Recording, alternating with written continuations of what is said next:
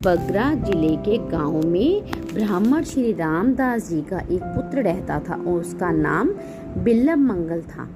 महाकामी बिल्लव मंगल अपनी पत्नी होते हुए भी एक दूसरे गांव की दुष्चरित्र स्त्री के फंदे में बुरी तरह फंस गया था। दोनों गांवों के बीच बड़ी नदी थी और वह युवक प्रतिदिन एक छोटी सी नाव से नदी पार करके अपनी प्रेमिका के पास जाता था।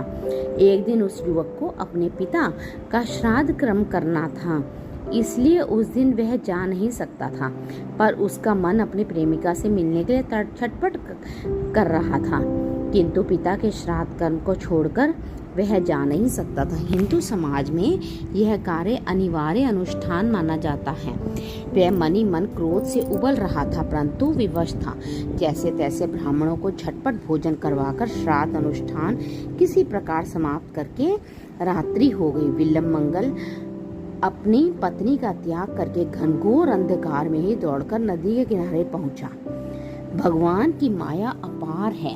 अकस्मात प्रबल वेग से तूफान आया और उसी के साथ मूसलाधार वर्षा होने लगी। नदी में भी भयंकर उफान उठने लगा, भयंकर लहरें उठ रही थी। ऐसे में नदी पार करना बहुत खतरनाक था। उस समय वहां कोई नौका भी उपलब्ध नहीं थी। केवट इतने भयभीत थे कि कोई नदी पार करने को तैयार नहीं हुआ, किंतु उसे तो जाना ही था, क्योंकि उसका हृदय तो कभी का धर्म कर्म से शून्य, विवेक शून्य हो चुका था। उसका मन मतवाला हो रहा था, उस स्त्री के प्रेम में तड़प रहा था। अतः उसने हर जाल में जाने का हर हाल में निश्चय कर लिया कि मैंने वहां जाना ही जाना है। पास ही लकड़ी का एक कुंडा बहता जा रहा था।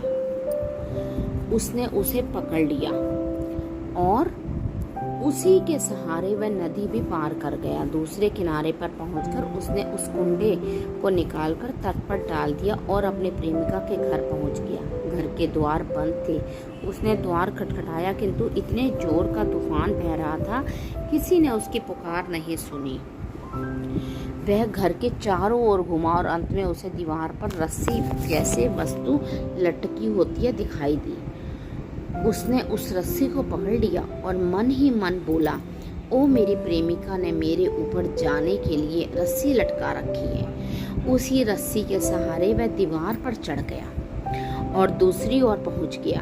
तभी उसका पांव फिसल गया और वह गिर पड़ा। गिरने से ध्वनि हुई और घर के लोग जग गए। वह स्त्री बाहर आई तो अपने प्रेमी को बेहोश पड़ा पाया। किसी तरह उसे होश में लाई, तब उसे